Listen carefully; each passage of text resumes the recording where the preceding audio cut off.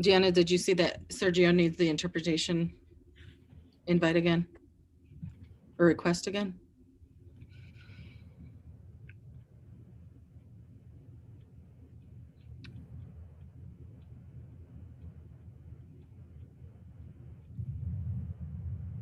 Gianna, did you see that Sergio needs the interpretation invite again? Whoa. Request again? Yep, I did see that.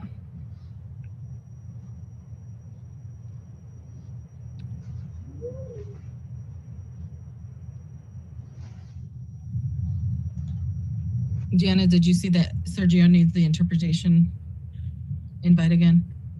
Whoa. Request again? Yep, I did see that.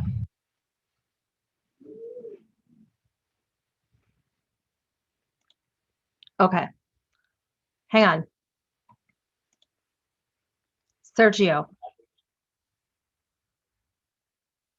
Are you? Yes.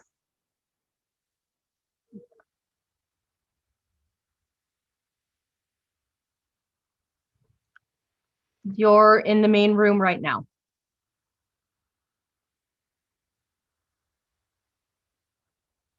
We're going to wait to announce first. Yes, and then you should be able to just select. No, you're not in the main room. Ugh.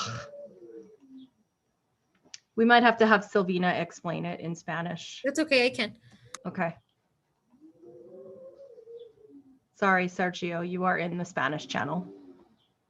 All right, ready? I'll let him know.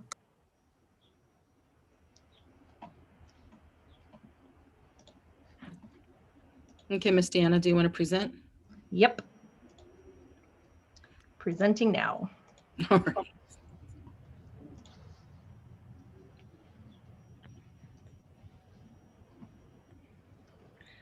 All righty. All right. Good evening, Manzano Mesa families and community members. My name is Shannon Dixon. I am the principal for Manzano Mesa. This evening we do have Deanna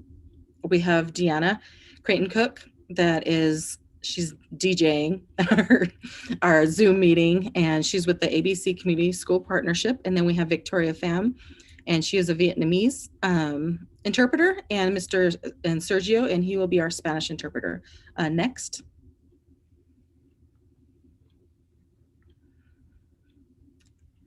Silvina, do you want to speak on how to get to the interpretation link? Buenas tardes, familias. Tenemos el servicio de interpretación para ustedes. Simplemente tienen que navegar aquí. No sé si pueden ver un globo aquí, que es como simboliza un mundo, y dice Interpretation. Aquí van a seleccionar esto y tienen la opción de seleccionar Spanish. Y aquí, dentro de este cuarto, hay un intérprete ya listo para comunicarles toda la presentación. Ustedes van a oír solamente la persona que está interpretando, y levemente se va a oír la directora y las otras personas que van a hablar, pero ustedes al seleccionar Spanish pueden oír esto. Victoria, would you like to interpret how to find the globe down at the bottom for Vietnamese speaking families? I don't think she can because she's in the Vietnamese channel right now. So one of us just has to explain it. So if you could, if you look at the bottom, there is an orange circle and it says interpretation, and it's like a globe. You will click on that. You'll click on the language, Vietnamese, and then that should interpret for you.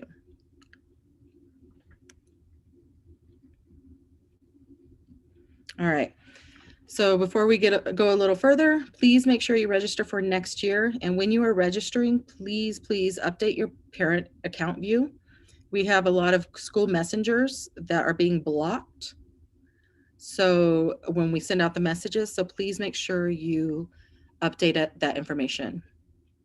Also, complete the conference survey for the teachers provided during conferences. And on Thursday, April 1st, all students will be completing asynchronous learning so teachers can move furniture back into the room or whatever they need to do in order to prepare for students on Monday. And Wednesday, October 31st, we will be having a meeting at 2:30. So students will begin, when I say we, I mean the staff and I will have a meeting at 2:30 on Wednesday. So asynchronous learning will begin at 2:30. At the end of this presentation, we will have a Q&A session. And so we ask that you please hold your questions until the end. This is going to be a very informative and dense presentation. So I encourage you to take notes or write down any questions that you may have and cross them off as we answer them, or we can answer it at the end. Hopefully this will answer all of your questions, but if not, at the end of the presentation, our nurse, our community school coordinator, and myself will be open to any questions you may have. Next.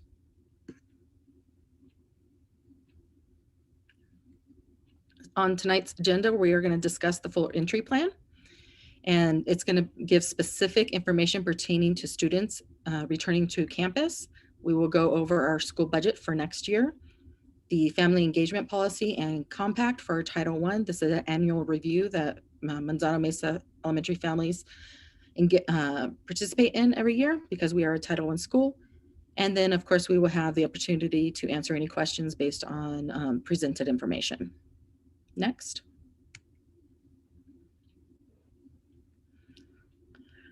First, I want to thank our families and the amazing staff and community members for supporting your children, teachers, and our school during this very difficult time. This has been a long, emotional year for everyone. Although the COVID-19 pandemic continues to sweep across the country, it looks like we are getting to a point where we can cautiously begin to take steps toward learning to live in a new normal. Many of our families are preparing to send their children back face-to-face, while others are still unsure and are choosing to remain remote. Whatever your decision is, please know we will do our due diligence to keep your children healthy and educated. This week, all staff are back on campus and they are preparing for your children. If your child is returning to face-to-face, please take this week to talk with them about how school is going to look different. Talk with them about the precautions they will need to be taking while they're at school. Have your children practice wearing face masks while hanging around the house.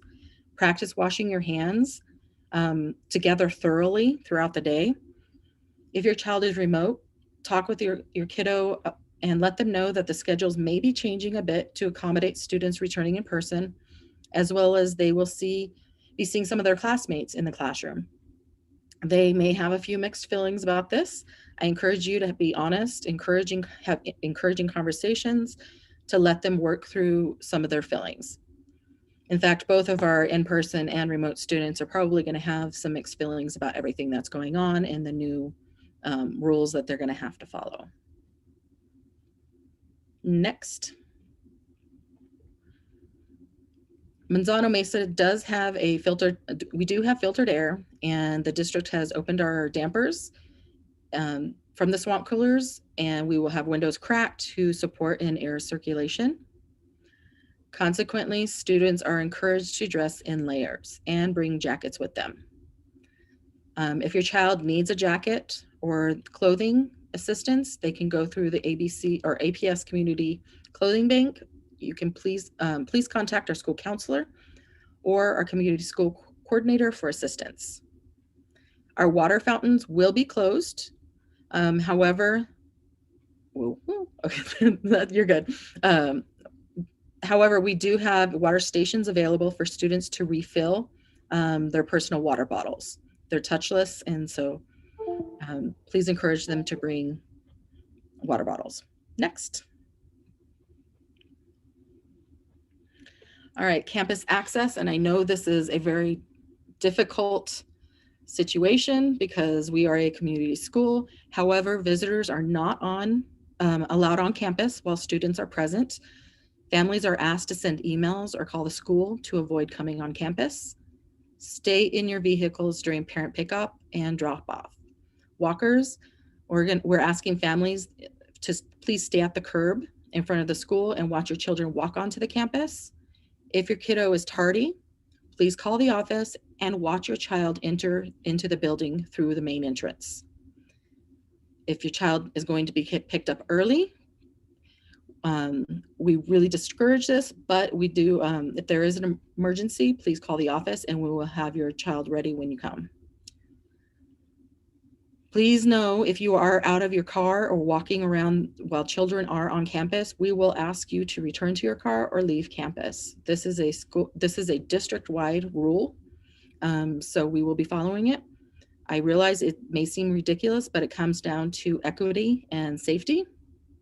If we allow one person to walk on campus or around campus, then we must allow everyone to walk on campus. And if we've got 600 kids here and let's say 2 parents, we've got 1,000 people. I know that sounds dramatic, but I'm just trying to relay the message about if we let one do it, then we have to allow all to do it. Next.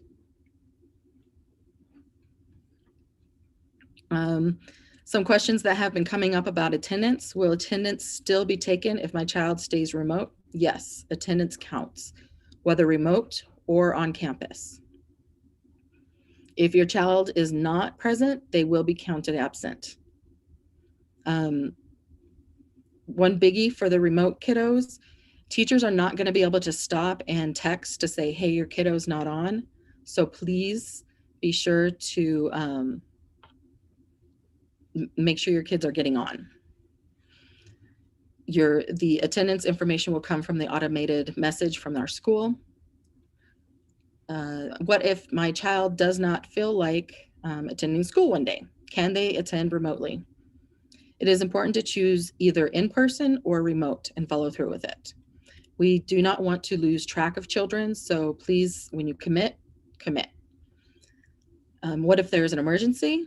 Can my child stay remote? It will be critical if there is an emergency. We do understand some things come up, but it is critical that you speak with your teacher so they know where your child is. Can you change your mind? Families may choose to change their mind once, because once again, consistency is critical.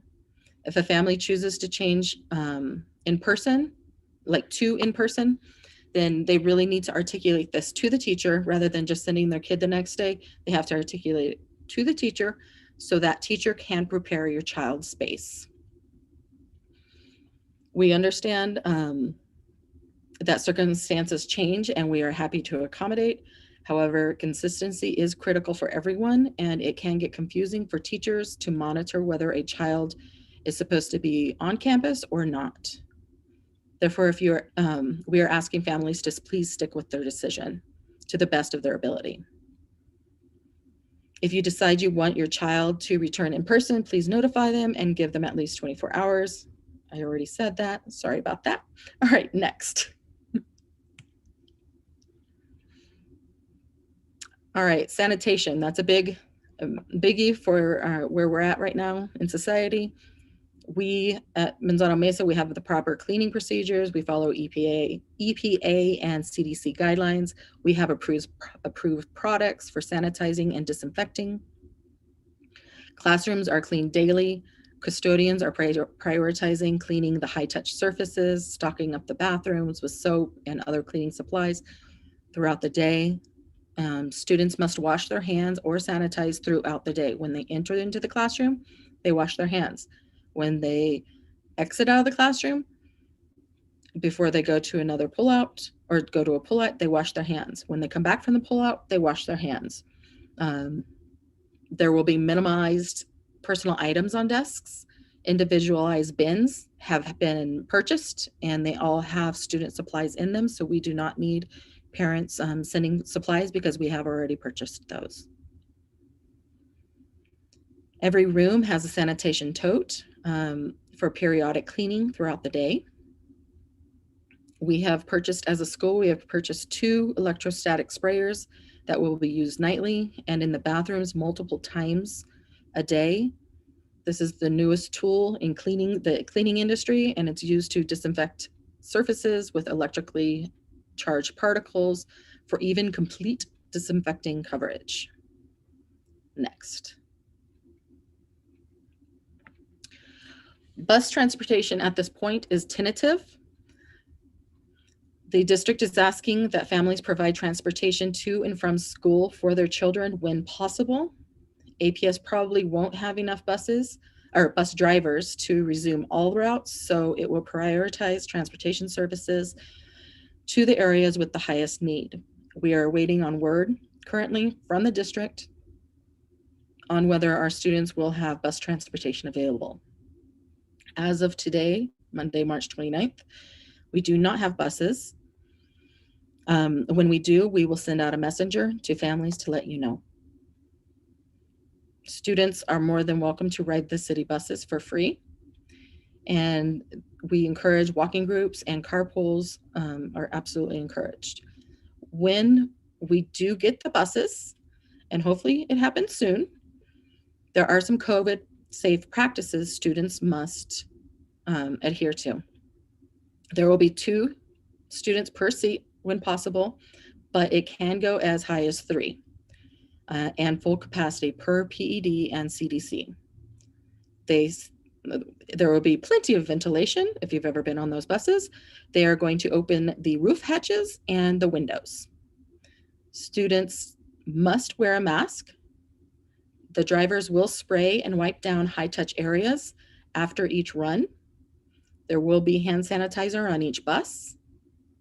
If a student is sick and alone at the bus stop, they will be transported to school and left with a nurse. They cannot leave a child unattended at a bus stop.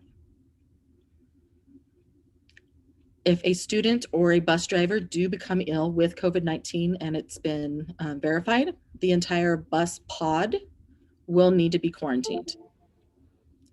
If they do not have enough sub-bus drivers, students may need to be brought to school by parents.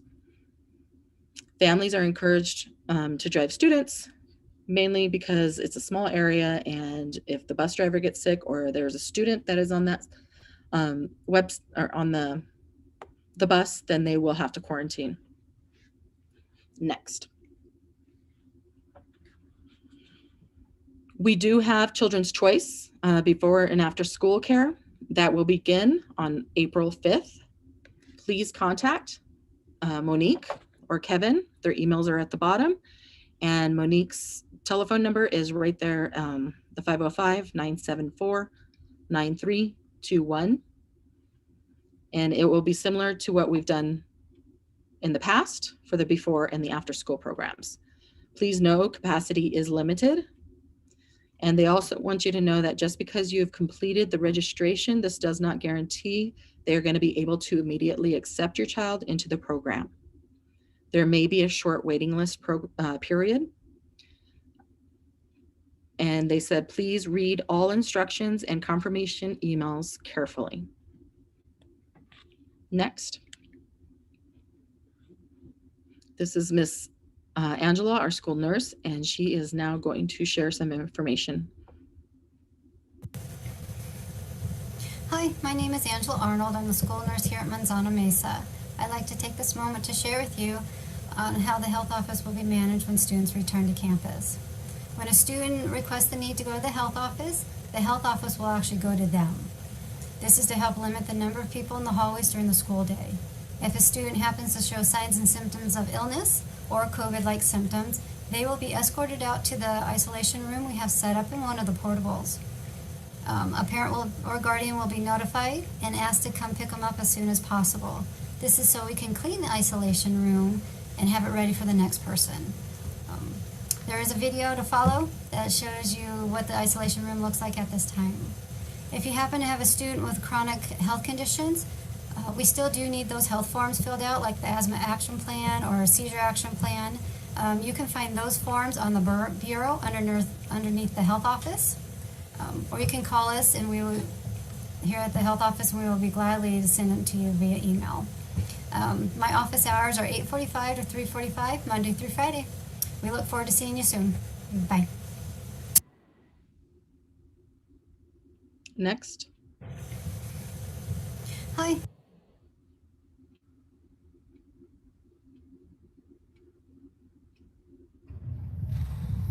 We are now entering the isolation room for Manzano Mesa. This is where students will come if they have any signs or symptoms of COVID and or fever. We have designated spots where the students will sit and stay until they are picked up as soon as possible, please. We have a couch in the back where somebody's not feeling too well. They can lay down and be close to the bathroom. And you'll see Miss Sherry here dressed up in our garb that we have to wear, our PPE.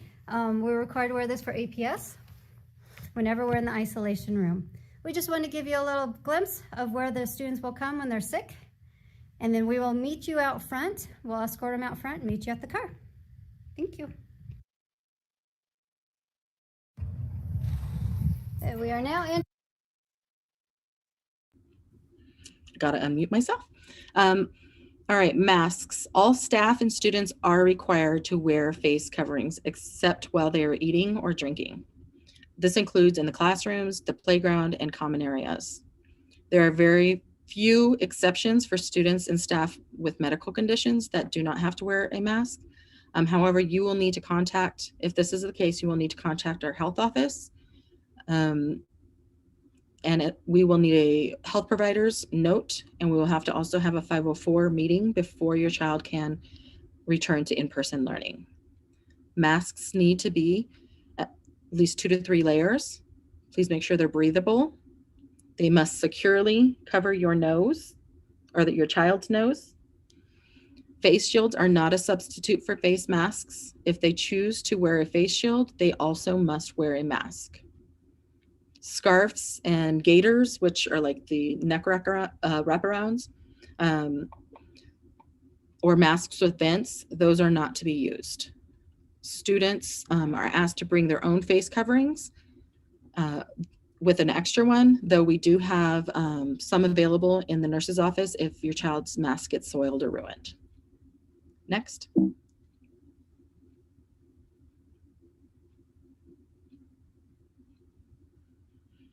It's important that everyone be prepared to plan for positive cases. APS does follow a strict protocol when employees test positive for coronavirus, and the same protocol is going to be followed when students return. The district works closely with DOH to decide whether to close a classroom or not, or just a portion of the building or the whole school, and for how long. Once we are given direction on whether we have a positive case, whether it be student or staff member, we are given that direction from the district. I will then notify you guys of that classroom. It's not going to be everybody unless we've had like an outbreak. But if it's just like one classroom, I will notify that one classroom of the positive case, and this will be going through school messenger. And you may be frustrated by how vague this letter is, but you need to please remember that we are obligated to protect the privacy of the infected individual. We cannot identify them, nor can we provide information about their medical situation. The letter will remind all members of the affected community that they should visit their healthcare provider and call the COVID-19 hotline if they develop symptoms. Symptoms may include headache, cough, shortness of breath, fever, chills, muscle pain, sore throat, or a loss of taste or smell. Anyone with these symptoms should self-isolate and then get tested. If your child has been in close contact to a confirmed COVID-19 case, your child will need to stay home from school and other activities for 10 days following their last exposure. We will let you know when they can return. When they are staying home, they will still be learning remotely. The teacher will just teach remotely. Next. Okay, what is considered a close contact? Someone who has been within 6 feet of an infected person for a cumulative total of 15 minutes or more over a 24-hour period. For example, you have 3 individual 5-minute exposures for a total of 15 minutes in one day. Contagious, an infected person who can spread the virus starting from 2 days before they have symptoms, or for asymptomatic patients 2 days before the positive specimen collection date. The person who might have been exposed to the virus will need to quarantine for 10 days. The only exception to not having to quarantine is people who have been fully vaccinated. That means they've had the first and second dose and it's 2 weeks after and it's fully kicked in. Or if the person has been previously diagnosed with COVID-19 within the last 3 months. And that will have to be verified through the health office, or you will have to provide information to the health office showing that the child had COVID-19 within the last 3 months. Isolation, there's a difference between quarantine.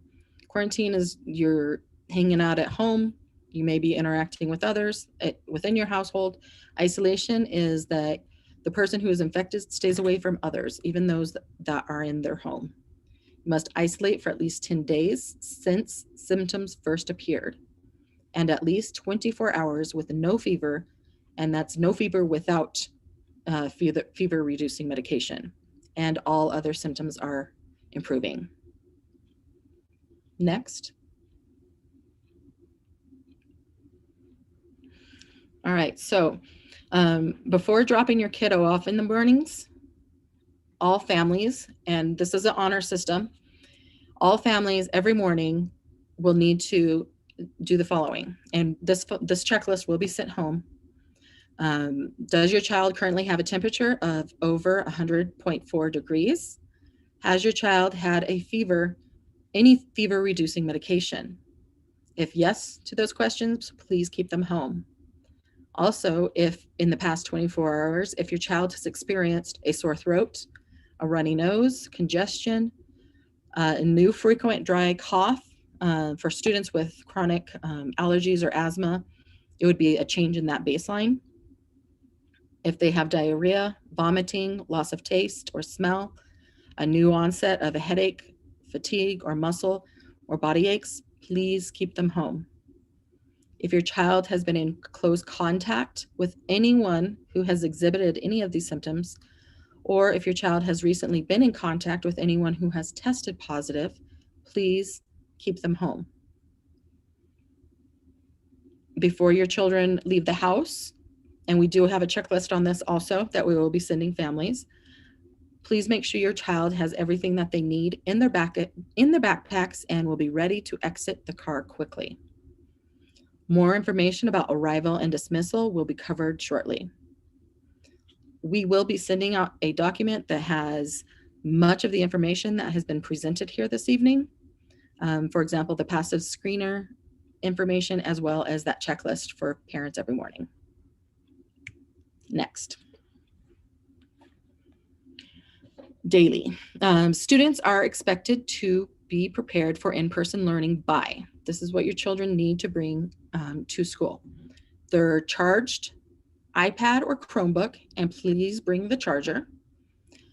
Bring their math manipulative box to school so they can use it in the classroom. It'll be their own personal manipulative box. Your child needs to wear an approved mask on arrival throughout the school day and have an extra one in their backpack. Once again, the only exception is for a student with a chronic health condition that has a physician's note on file with the health office and a 504 is in place prior to the beginning in-person learning. And then you can please call that number. Also, please remember to dress your child in layers. Put their names on their clothes, because I know when we dress in layers, clothing gets lost. We want them to get back to you. Put their name on there, or at least their last name on there, and then we can look them up and get them to where they belong. The heat is off, so please make sure they have the clothing. Refillable water bottles. Make sure they also have the refillable water bottle. That's going to go home back and forth so you guys can clean it every day. And if you want your child to bring their lunch or snack, please send that with them also. Next. All right. Go for it.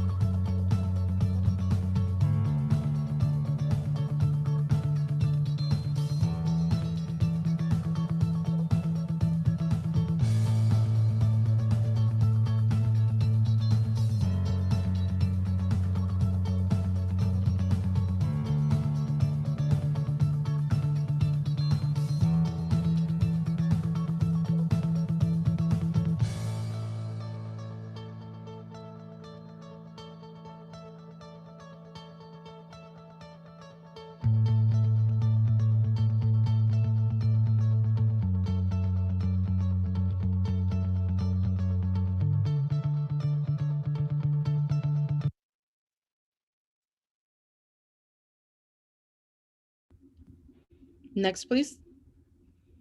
This is information on their bathrooms.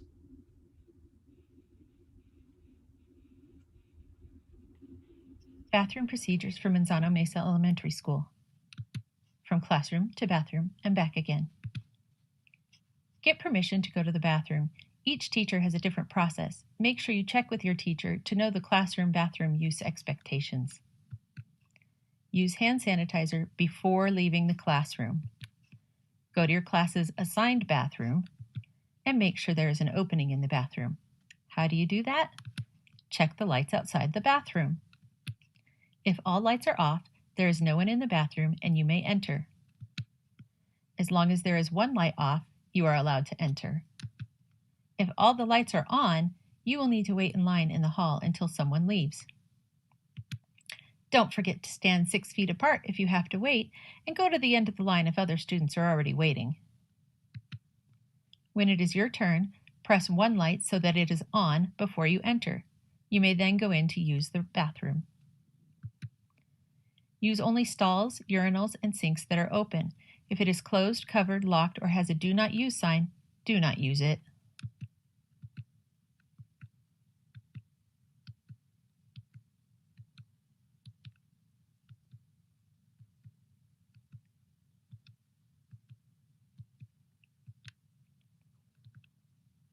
Don't forget to wash your hands with soap and water for 20 seconds and dry them before you leave.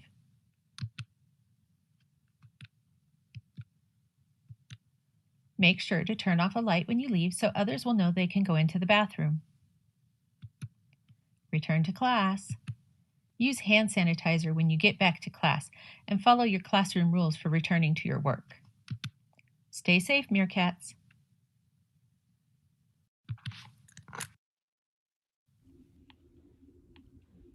Next, there we go. Getting lunches to classrooms. A staff member will walk lunches down to individual classrooms. At this time, the staff member will have on a mask and gloves. Students getting their lunches. Once the staff member has arrived at the classroom, the students will socially distance walk from their desk to the classroom door to receive their lunches.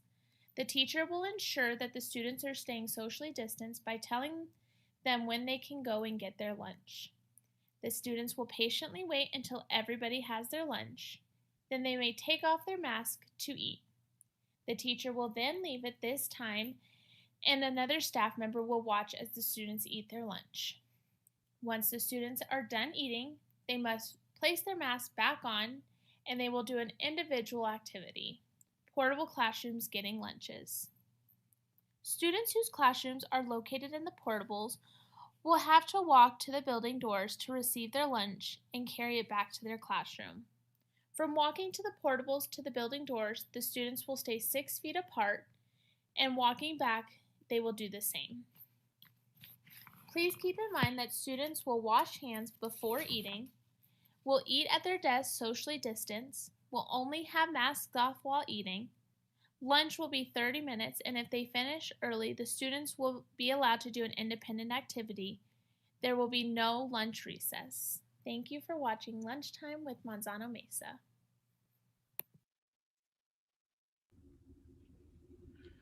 Please know that students are going to be encouraged to eat outside whenever possible. Make sure you put that sunscreen on them. And lunch schedules will be staggered to avoid those large groups. All right, our pullouts. Pullouts are going to be in person. That means PE, art, special ed, intervention, enrichment, gifted. All of those classes, they will be pushing into that teacher's classroom. Remote students will be also logging in and attending at the same time as those students. Next. All right, a little bit about the technology and student device life cycle.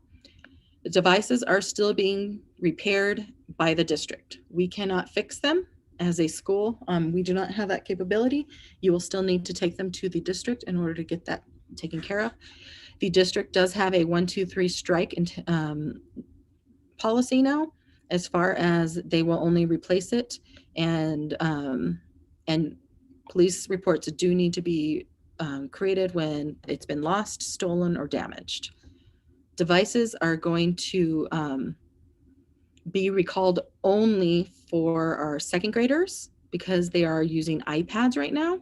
They will be going into third grade and they will need the Chromebooks. So when summer comes, unless they're in second grade or graduating seniors, they will keep their devices and those devices will follow them through their APS career.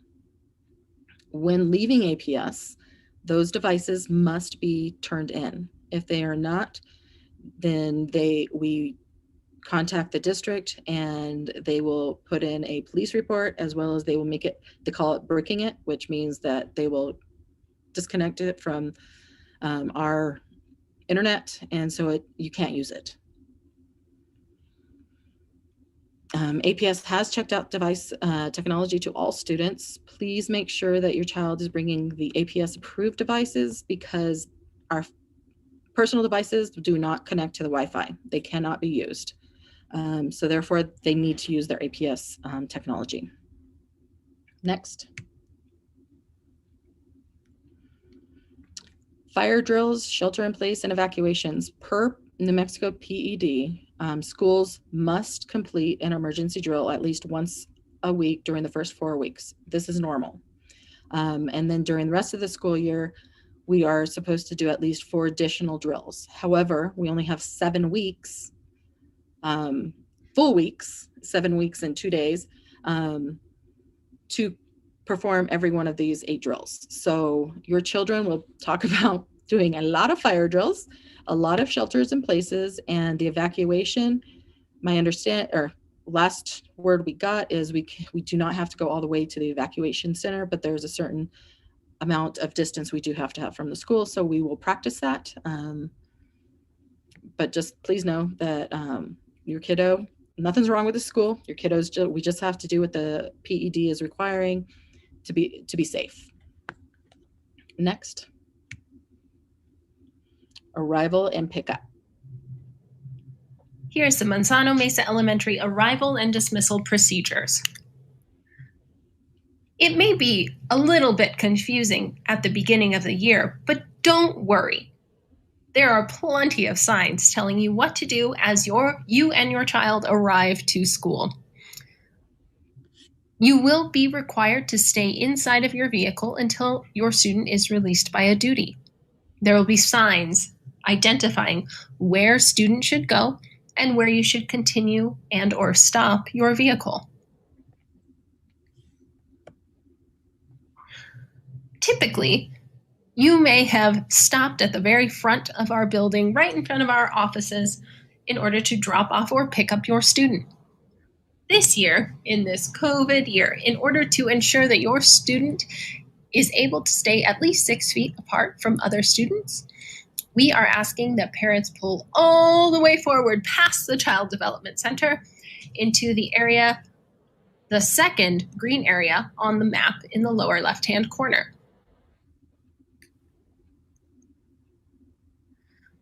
Every student will have a designated pathway.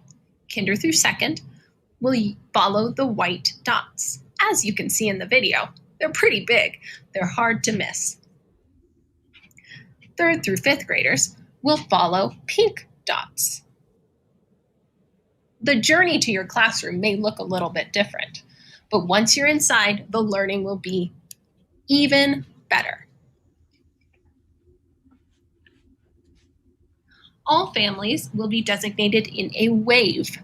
There will be 3 waves, wave 1 in green, wave 2 in yellow, and wave 3 in blue. Pre-K students will have their drop-off times Tuesday through Friday at 8:48 a.m. and pick up at 3:48 p.m. The wave you are in is based on your child's grade. You will be given a sign to place in your front dash to ensure the pickup and drop-off procedures are quick and efficient.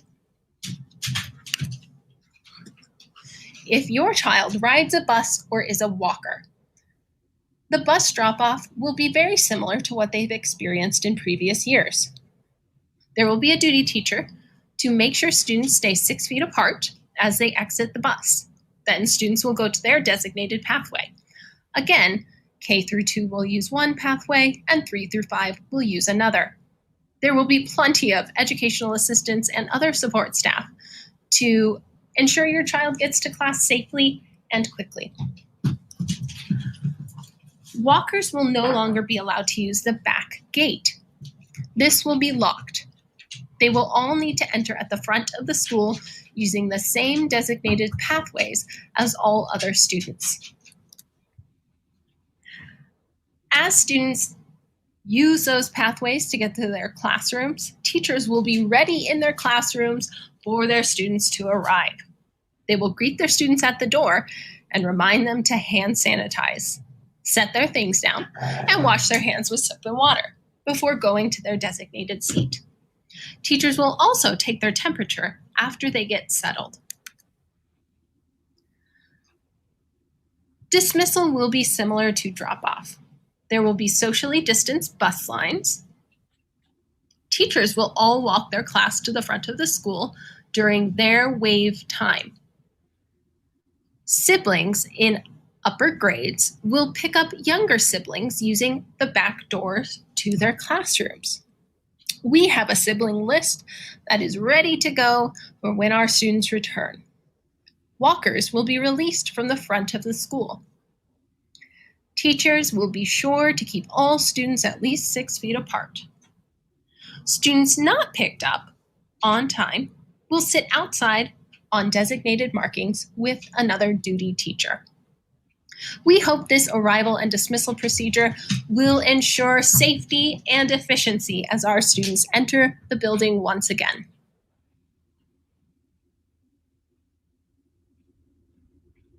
Next.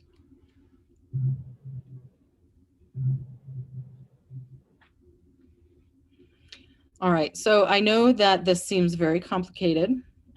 Just to let you know, our small groups and our special ed in the red have been doing this, or not that they have been doing the waves, but they have been doing an amazing job at going all the way to the second green drop off. They've actually been phenomenal in the fact that we have been doing, using them as guinea pigs to help ourselves figure out what is going to work, because we have such a large school and we have to safely move everyone through. So the waves, please try your best to stick with the wave that you are designated. Your teachers will give you your colors, the red, yellow, or blue wave colors when your kids arrive on the 5th, and they will send that home that day. But they will be contacting you this week to let you know what wave you're in and what time. So please do your best to stay within that wave. If you are a wave 3 person and you're at the front of our line during that wave 1 time, we will ask you to go do a lap and then return to the line. We are a very large school, and we have looked at different schools that have been in session all over the country, and we have been in contact of just trying to figure out how to do this in a safe, staggered arrival and dismissal way to maintain that social distancing. And this is the only way we can, that we have figured out, but it all can come together if we all work together and we go by what we're supposed to be doing. So I ask that you please stay in your cars, stay within that wave. Please be considerate of the duties, and when they're asking you to pull forward, the kiddos, they can walk. We can get them to walk to you. It's not going to hurt them. Please, even if you see your kid right next to you, please pull all the way up and they will meet you at the top of the green. My little examples in there, you have the cars. You'll have them in your dashboard. Also, when you're driving, we are at 5 miles per hour. There are some cars that have been zooming through the parking lot at pretty fast speeds. And I'm asking families to please be safe, go at a snail's pace. And our kids, they're going to be active little meerkats, and they are going to rush their way over to you. and load up, and then they're going to dismiss. They'll be ready, have their backpacks, their water bottles, their lunches, everything ready to exit the vehicles early in the mornings. And so hopefully, if we all work together, this can work. I guarantee it's going to be a hot mess first week, but after that, hopefully we will start to get in a routine and everyone will understand, what the rules are. Next. Walkers and bikers. Adults, please stop at the main entrance sidewalk. We are working on getting signs to designate parent waiting areas for your walkers and your bikers. If you have a biker, have them come practice this weekend at the biking rack to lock their bikes up. But we please ask you to stay off campus while the kids are coming onto campus. Give your precious meerkats a kiss and a hug, then send them along the main sidewalk. There will be staff, a guarantee, and signs present to help guide your students to their classroom. If they ride a bike, they can park it and lock it up. But I do suggest you guys practice that this weekend or sometime this week. We do have small groups here, except on Thursday and Friday, we will not have small groups. Next. All right, we don't want to forget the remote learners. I know that many of you are like, hey, what about my kid? They're staying here. We have about 80% that are coming back, but we still have 20% that are going to be remote learners. And so please understand that in order to meet all the different schedules and the face-to-face and to eliminate some of the logging on and logging off, we have created schedules that give larger chunks of time for teachers. So you may see some changes in the schedules. Students will see their peers in the classroom. Adjustments will, with instruction to best accommodate in-person and remote learners until our teachers really understand how to do it. That may change a little. What will stay the same? The instruction, you'll still get quality instruction. Students will still have to apply their learning. You will still maintain strong communication with your teachers. Your teachers are there to support you, your kiddos, and their families. And then there will also be the small group time that they get with their teachers. Please remember, just as every student is unique and special in our school, so are each of our teachers. They have all put a lot of thought into how to support students. This is a new way for all of us. As if learning how to teach remote wasn't difficult enough, now they're teaching remote and in person. There is a huge learning curve on how to effectively do this. During that first week, teachers are going to focus on rebuilding relationships with their students and creating a community within the classroom. Teachers will take the opportunity to work on co-creating classroom expectations and rules. It's almost like starting the year over or from the beginning of the year. So they're going to have to put many of these procedures and practices in place. They're going to have to practice COVID safe skills and focusing lessons on social emotional learning, because some of the kiddos haven't been this is their first contact in over a year. Teachers and students are going to they're going to need to build stamina and being back in school and how they're juggling both. Also, one thing I do need to say is on that first Monday, that first hour, teachers are going to have the remote learners working asynchronously because they're going to be getting all their students and showing them how they're going to use the restroom. They're going to be going over some of the COVID safe practices that we're going to need to do. All right, next. All right, so most of you know what synchronous means. It is when the students are online and they're working with the teacher. So you have the teacher-student interactions in order for that learning to take place. Asynchronous is the general term that we use to describe when the students are doing a project or they're doing assignments, activities that does not require them to be online or with their teacher. What you're probably going to see now is a lot of blended learning, and I'm going to present a few different models you may see. Much of it's probably going to be blended because it's going to require technology, a lot of differentiated instruction for both remote and in-person learning. Next.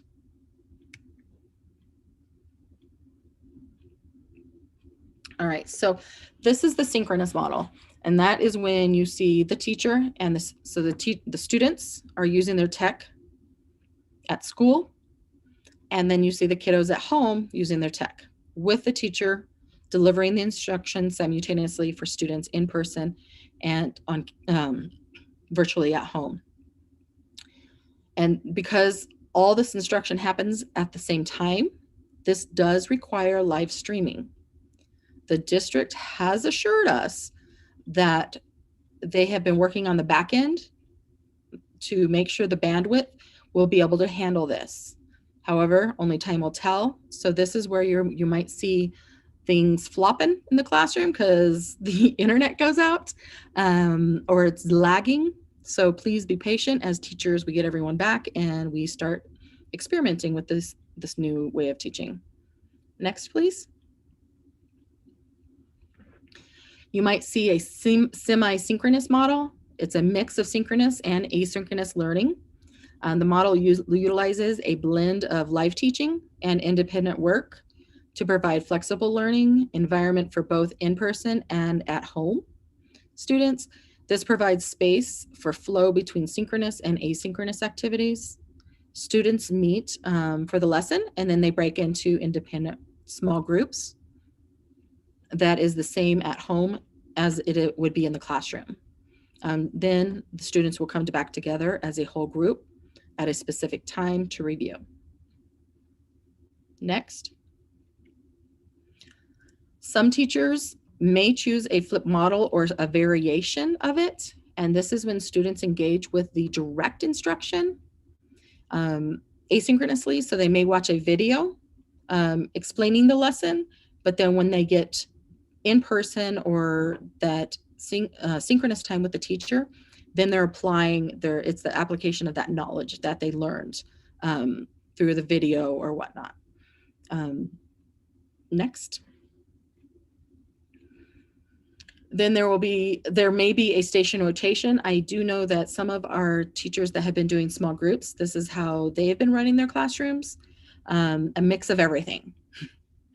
This draws on structures from Daily 5, math workshops.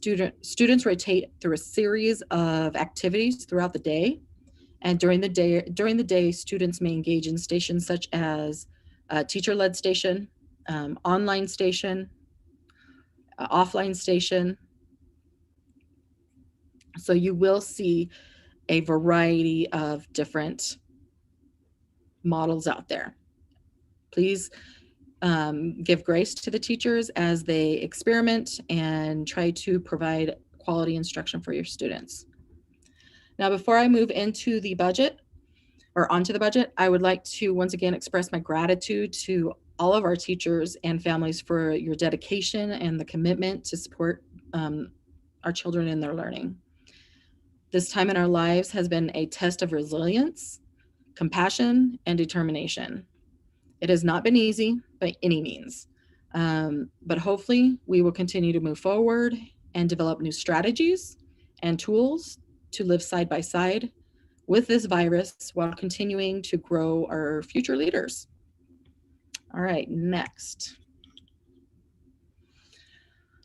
All right, so moving into the 2021-22 budget, due to a major loss in student numbers, as I'm sure you've seen on the news, APS and the state have worked together to provide schools with budgets that meet somewhere in the middle. Manzano Mesa has been quite fortunate in that the budget we have been provided will continue to support our students. The allotment of teachers and staffing has essentially stayed the same at this point. If our numbers do not increase than what they are right now, we do risk being cut staff. So please remember, register. All right, next. At-risk funding. At-risk funding is a specific funding factor that the state uses to determine a portion of the operational money that districts use to educate students. It is based on the English language learners, low socioeconomics, and student mobility. It provides funding for schools to address the needs of students who may need additional support to be successful. The uses for the funds must be in alignment with overall district goals, individual school goals, and meet the intention of the Martinez-Yazzie lawsuit for at-risk students. So therefore, as a school, we did a survey with the staff determining those high needs of our students and all the other factors and what we would use this at-risk funding for.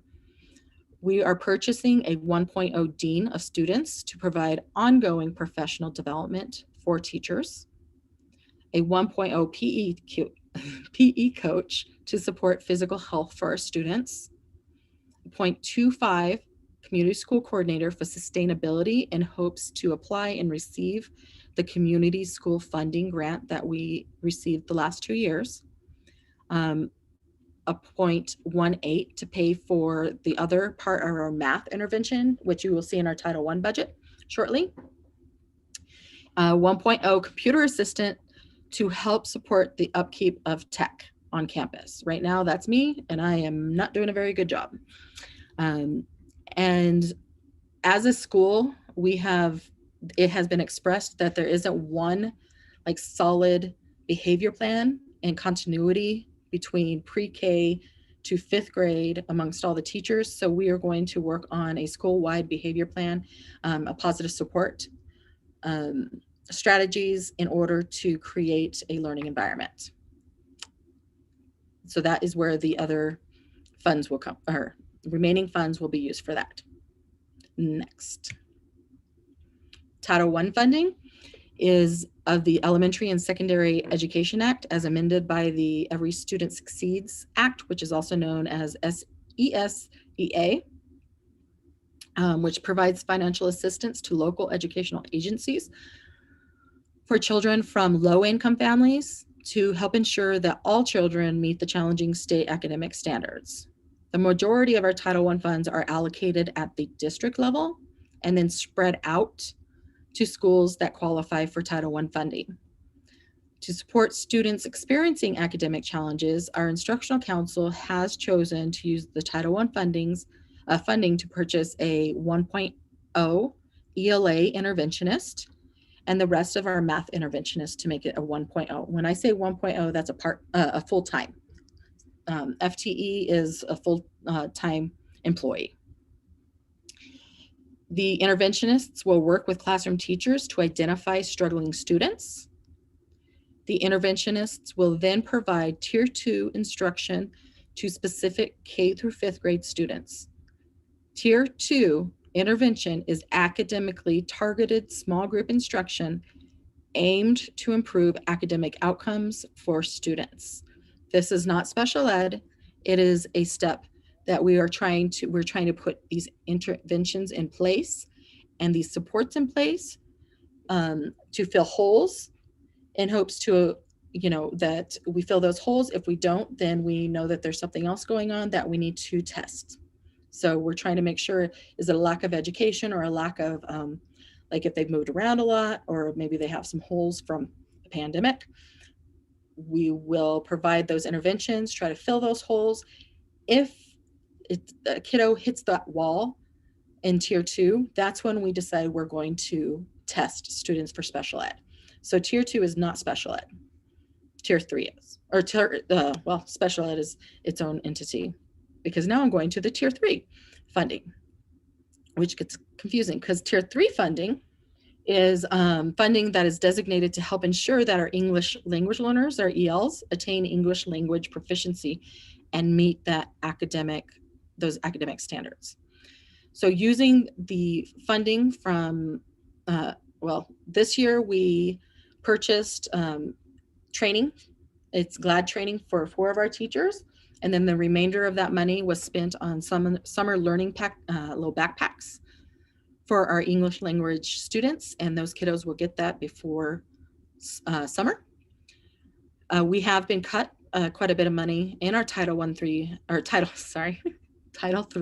funding for next year. So this is pretty much only going to cover part of the final training for those 4 teachers. GLAD is a phenomenal professional development in the area of language acquisition, and it really is a great training for all teachers, whether they are EL teachers or not, in helping to support language acquisition and just phenomenal strategies in general. All right, we're almost there, you guys.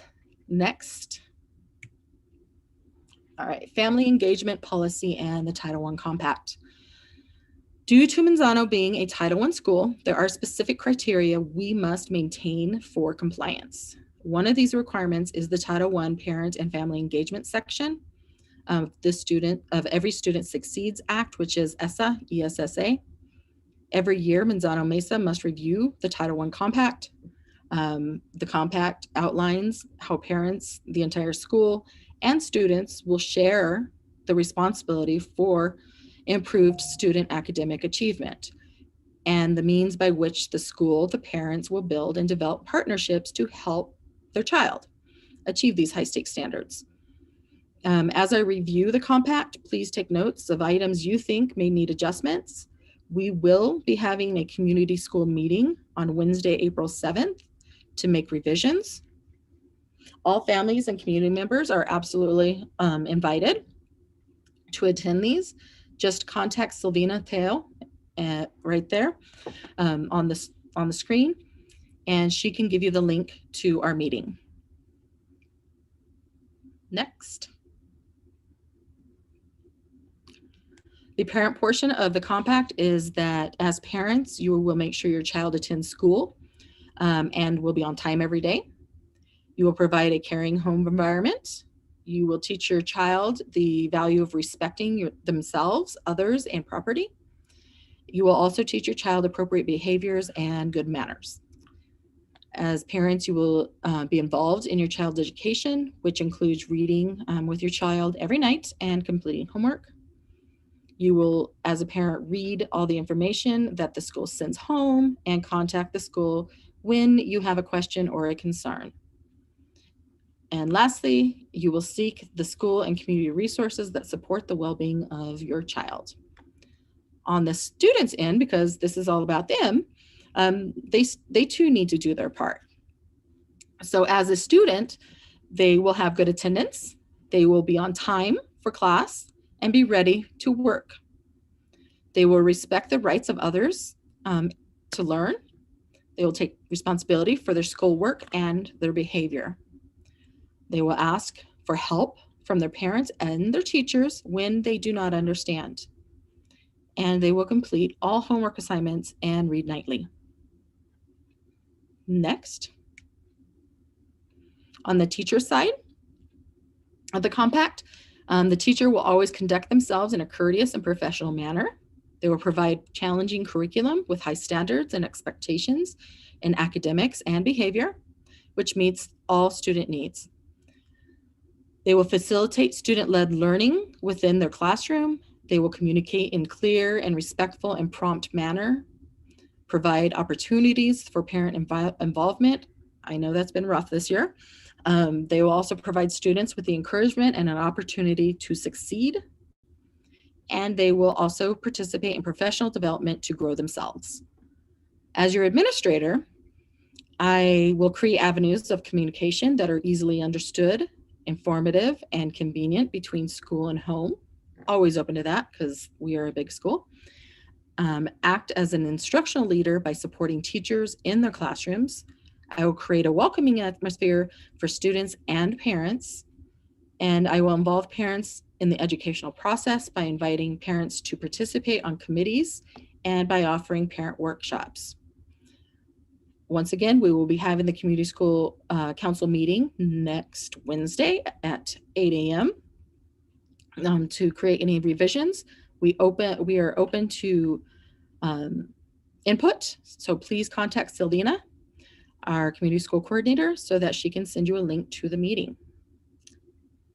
And next, we are at the Q&A portion of this family meeting this evening. All right, so Miss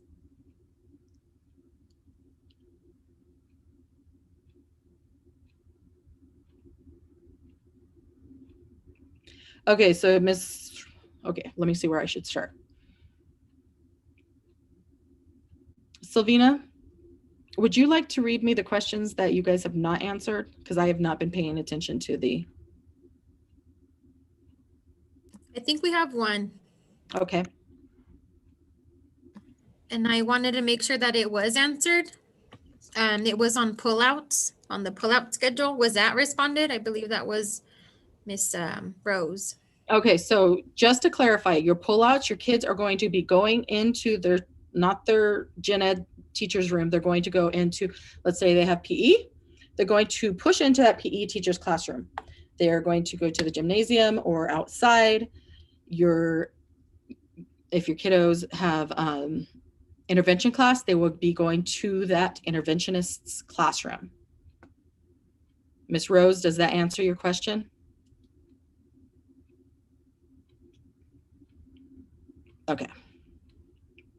That was the only question unanswered. If anybody has any new questions, you're welcome to type it in the chat. Sylvina, there are some questions in the Q&A. Yes. Okay, here's one. Will we be able to get more than one wave card? Yes, we will be giving 2 wave cards to each family. If you need more, please let your teacher know so then they can request that. Okay. And will online learners have more downtime, so asynchronous time, than usual after April 5th? The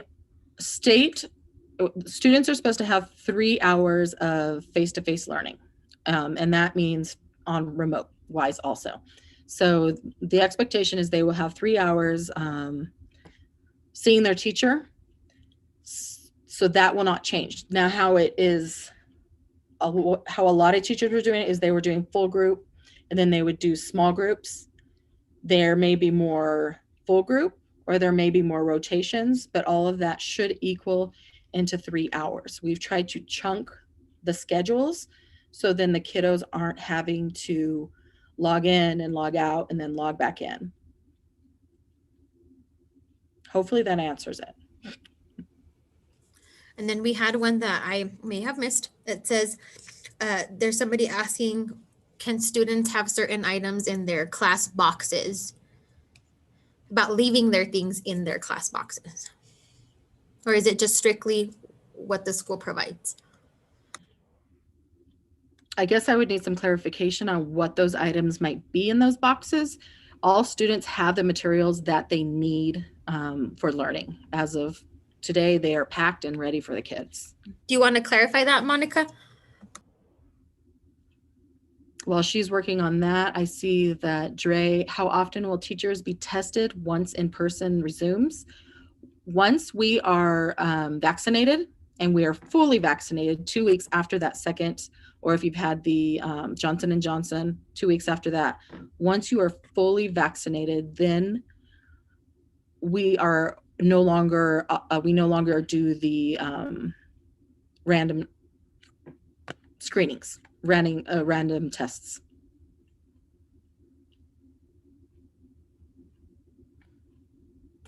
Well, left turns. Sorry, was someone talking? Go ahead. Will left turns be allowed into the school this year? Well, I don't know. I didn't know they weren't allowed. So I will say that there is going to be somebody at that area helping to direct traffic. So I'm going to be honest, much of what this logistical stuff has been built off of what I know of what people have told me about some of the problems of traffic and stuff. So I will have to look into that left turn business. As of right now, I will need to find out exactly why there were no left turns. Okay, Then we Monica. have, sorry about that.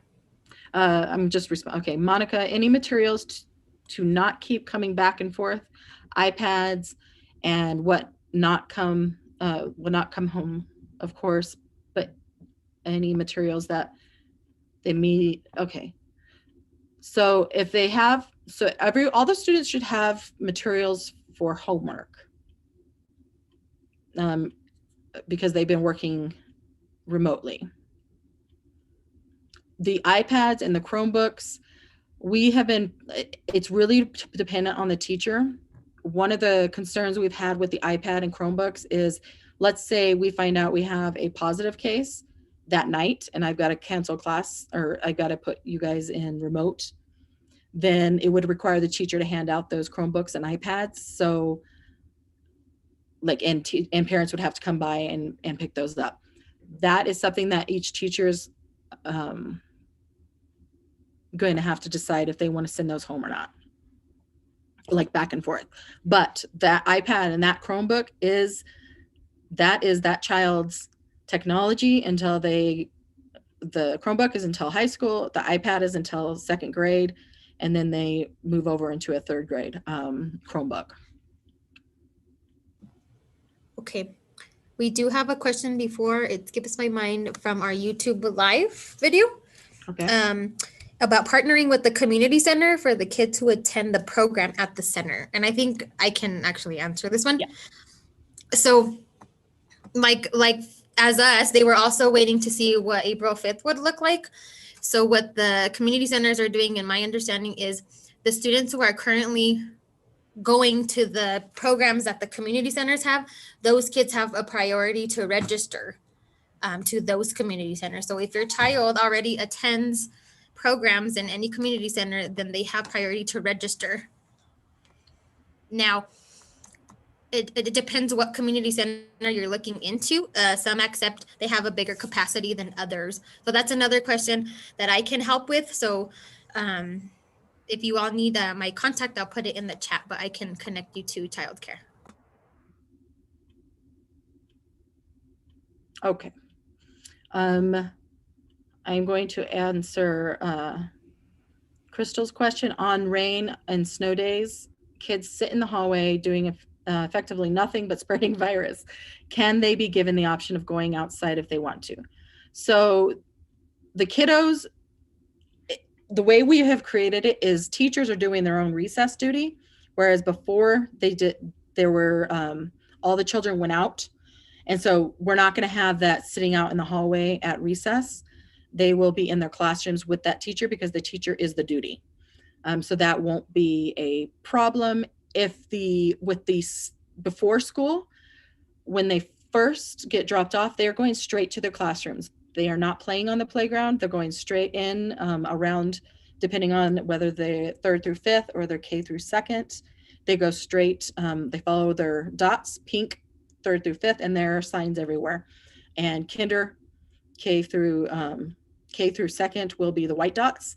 They follow it, and then duties will let them know where they need to go for their classrooms. So they go directly into their classrooms. The only concern we have is the pickup. Pickup is a biggie because if kids are not picked up promptly, that means that we have to have them somewhere, and that will probably be in the hallways. So it is very important that parents pick up their children and during their wave, as well as not leaving them here until 4:30 or hanging out. They need to be picked up promptly. During sunny days, they'll be sitting on a dot out front waiting for the parents to pick them up. All right. I hope that answered your question. And then, I'm not sure if you got to this one, but it says, what wave should you follow if you have children in 3 different grades? Will there be extra support on the first day to drop off for kinders? Yes. Okay. So for the waves, the way we created is the first wave, that will be the older kiddo, or it will be 5th graders, and those 5th graders will have the littles. So anyone that is younger siblings, those younger siblings will all exit with that fifth grader. That fifth grader will help make sure they know what dots to follow, as well as they will go and pick up those kiddos for that wave. So if you have a bunch of siblings, and if you have an older kiddo, the older kiddo, like the fifth grader, and so forth. So let's say you have a third grader and a kinder, that third grader is going to make sure that they help that kinder. So that's how our waves have been. We've been it's been painstakingly, it's painful. We have lots of spreadsheets around here. So we know all the siblings, we know a lot of cousins and people saying they live with people, but we are trying to create it so that the older kids can help the youngers, and families are all you're in the same wave with all your kiddos. Then we have, will kids need to be vaccinated to attend? Will children No. need to be tested regularly? No. You want me to answer that one? Go for it, Miss Angela. Angela is our So vaccination is only for 16 years and older at this time. Right now, they're not approved for under 16. They are working on it, but at this time, they are not. And for students to be tested, we cannot require students to be tested, but we can ask them to be tested if they have symptoms or have been in close contact. So. Any other? Yes, if your child walks home and you do not want them to leave school without an adult, how is that being handled?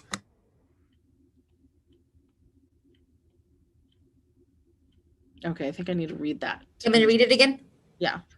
If your child walks home and you do not want them to leave school without an adult, how is that being handled? Basically, like kids walking up by themselves home. Well, I would hope that there's like, I guess I would ask, how was it done before? Because usually the kids know that they need to wait for their parents. And especially the littles, like the kinders, the teachers make sure they pass them off before they start walking. We are going to have dots that I'm going to spray paint. I'm like a pro, pro person at this dot spraying. I'm going to put some dots for the kiddos that need to wait for their families, that will be 6 feet apart, and they will be waiting on those dots to see that their parents, like if their parents are walking up, then they can see their parents and then they can go run to them. So I guess that, I'm not sure if that answered it. The person that put in that question, if you could say yes or no. It was anonymous. I'm not sure who wrote it. So Shannon, Yeah. For the left turns, we can't do left turns because it bottlenecks up the road because it's only a two-way road. Okay. And then cars can't pull out of the exit. Okay, so that is why we do not do left turns. So there will be no left turns. Sorry about that. And we have a question on lunches. Does our lunches prepaid? How do we pay? And I believe our lunch is completely free, correct? We're a 100% Title I school. So the lunches and breakfasts are completely paid for. And will there be a summer program for students? That's to be determined. We were asked if we wanted to be a spot for a summer program. I did say that Manzano Mesa would be willing to be a summer program. However, I have not heard from the district, and that is not up to me. That is up to the district on how that will work. I don't see any more questions.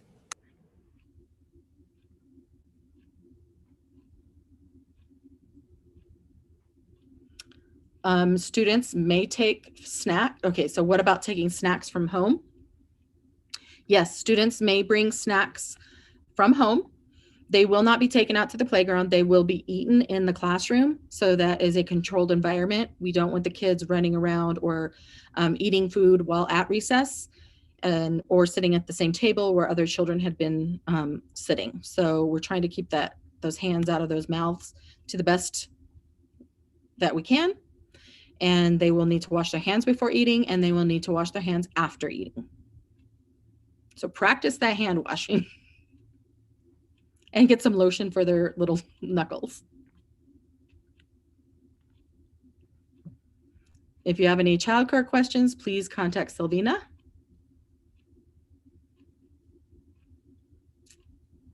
Okay, last call.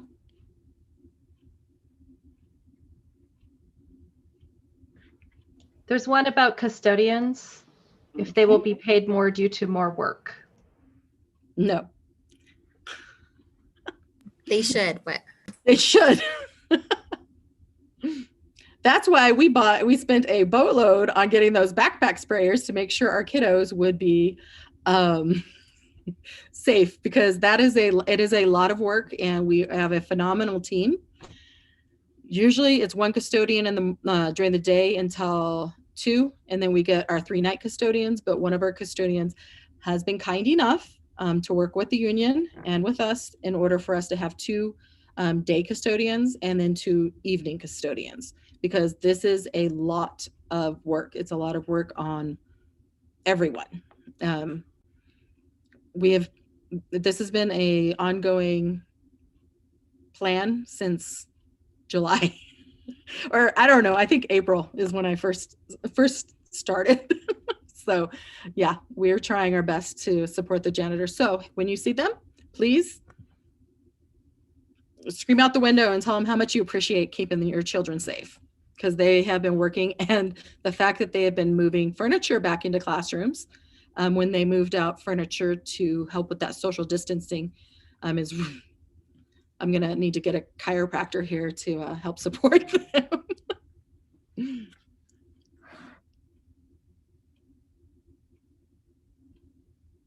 Okay. All right. If you have any more questions, please ask your teachers. Hopefully they have the answers. We will be having, once again, on Wednesday, we will be having a meeting with the staff. I will be, to go over any new stuff that I learn, to ensure that we are ready now that all staff are back on campus. Make sure everyone knows what's going on, if they have any questions. So Wednesday afternoon, 2:30, asynchronous. That Thursday is asynchronous work all day, so the teachers can help the custodians move some of that furniture, hopefully, if it hasn't been moved yet. And Friday is vernal holiday, so I hope you guys have a nice extended 3-day weekend, and we are very excited to see our kids face-to-face on Monday, April 5th. Once again, thank you for all of the support you have shown your kids and our teachers and our school.